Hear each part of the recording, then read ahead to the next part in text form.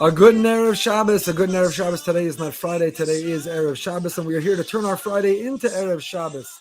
I want to thank our generous sponsors, Mende and Tzipora Fishman, Schutz V'chai Rivka Bas Tzipora Friedel, in memory of Rabbi Jonathan Sachs, Rav Yaakov Tzvi Ben David Ayers, the Neshama should have an Aliyah. His God, we should hear Besoros Tovos, the Shabbos bring good tidings, good news. May the hostages come home, may the soldiers return to their families. Let us hear only good things.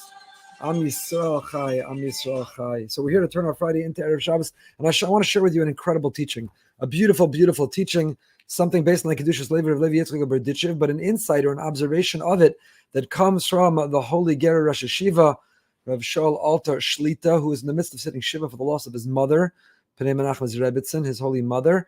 He should have Nechama together with his brothers, together with his whole family. The pasuk says in our parsha, listen, whether you're listening to this Parashat Beha'alotcha or some other time of the year, it doesn't matter. This is a Turn Friday into Erev Shabbos message whenever you're listening to it. But in Parashat Beha'alotcha, the Torah tells us, Vayivku b'nei Yiskam b'nei Yisrael vayomru mi achilenu basar. The Jewish people cried and they said, who's going to feed us meat? Who's going to feed us meat? What were they crying about? They said even more, who's going to feed us meat?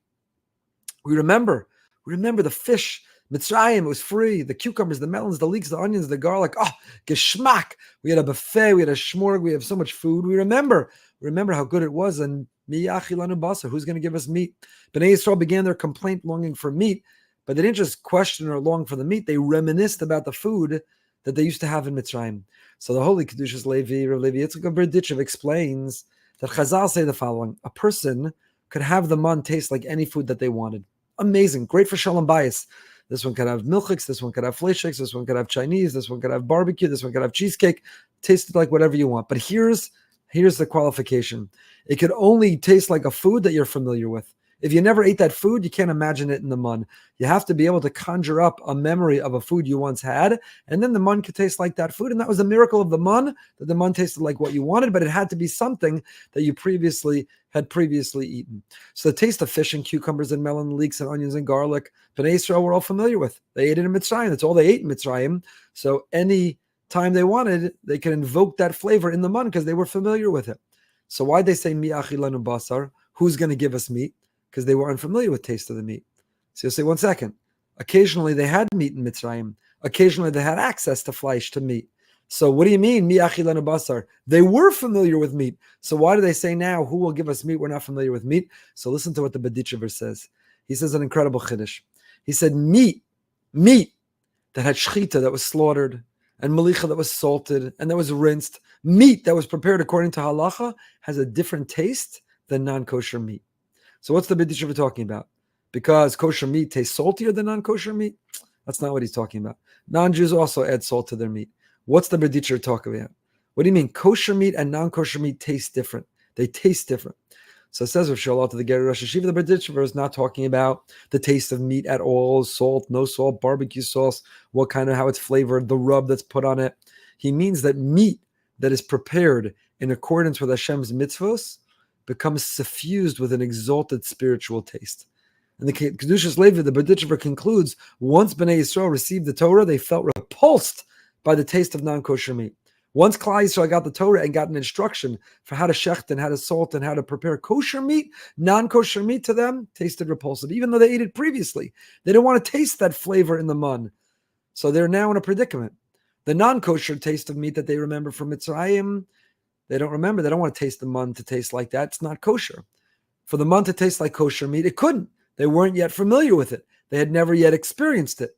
So that's why they said, Mi achilanu basar. Who's going to feed us meat? We long for meat. We miss meat. We can't remember the non-kosher meat. We don't eat non-kosher anymore. But we don't know kosher meat because we haven't had kosher meat. So Mi achilanu basar, even though we can remember the fish and the cucumbers and the melons and the leeks and the onions and the garlic, who's going to remember? How can we access the taste of meat? So it says of Shaul Alter, and here's the Turn Friday into Erev Shabbos message. I saw this Kedushas Levi, and I saw the Ger Rosh Hashiva's take on it, and I thought to myself the following. These words of the Heilige Berditchever, they teach us an incredible thing. See, when we eat food, when we eat meat, we taste the mitzvahs that were performed in its preparation. We don't just absorb and taste and swallow food, but that food has an energy. The food has a personality. The food has an identity. The food has a status, and we're eating and we're tasting and we're imbibing and we're absorbing, and we are being impacted by that. So non-kosher meat, they couldn't eat the non-kosher meat. But the kosher meat tasted different. Why? Because when mitzvahs are done on meat, kosher meat has a different taste. It tastes like shchita. It tastes like malicha. It tastes like washing. It tastes like covered Shabbos. It tastes like covered yontif. And therefore, a person has to understand that when you're cooking for Shabbos, when you're preparing for Shabbos, you can't be listening to something extraneous. You can't be talking about something narish, some small lashon hara, or even if it's not usher, but something insignificant and something unimportant. What we're thinking about and what we're talking about and what we're listening to, it all goes into the meat and the kugel and the dips and the salad and the herring. All the food that we're preparing for Shabbos, what we're thinking, what we're talking, what we're listening to, it goes into it. Just like the kosher meat tasted different than the non-kosher meat because the mitzvahs of the kosher meat went into it. So the mitzvah of kavod Shabbos goes into any of the food that we eat for Shabbos. That's why if you made a cholent on a Tuesday, it would taste totally different than the cholent you make for Shabbos. If you make a potato kugel on a Wednesday, it tastes totally different than the potato kugel you make for Shabbos. Same ingredients, same recipe, same oven, same kalim, same utensils, same chef, same cook. Why does it come out different? Because when you do it like kavod Shabbos, it's me'in olam haba. When you do it like kavod Shabbos, it has an altogether different taste. So from our parsha, the B'ditchever from the Kedushas Levi, and from Rav Shaul Alta, the Ger Rosh Hashiva, you see an incredible idea. But Chevra means we have to be careful when we turn our Friday into Erev Shabbos. It means that we have to be very, very careful. We have to be careful to have the right thoughts and be listening to the right things and be saying the right things if we're talking on the phone, because our whole attitude, if it's the kavod Shabbos Kodesh, we're doing it with joy, with a bren, with a fire, with excitement, or is it a burden and a pain and a misery? All of that is going into the food. And our holy and precious family, whom we protect at all costs and we care so much about, it's going into the food. The most important ingredient in the Shabbos food is the ruchnius, is the spirit, the energy, the personality that we give that food. So be careful, take advantage. Turn Friday into Erev Shabbos by giving a personality to the food.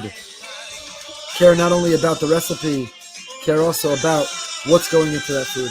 Should be a Shabbos of Besoros Tovos. May we hear good news and good tidings.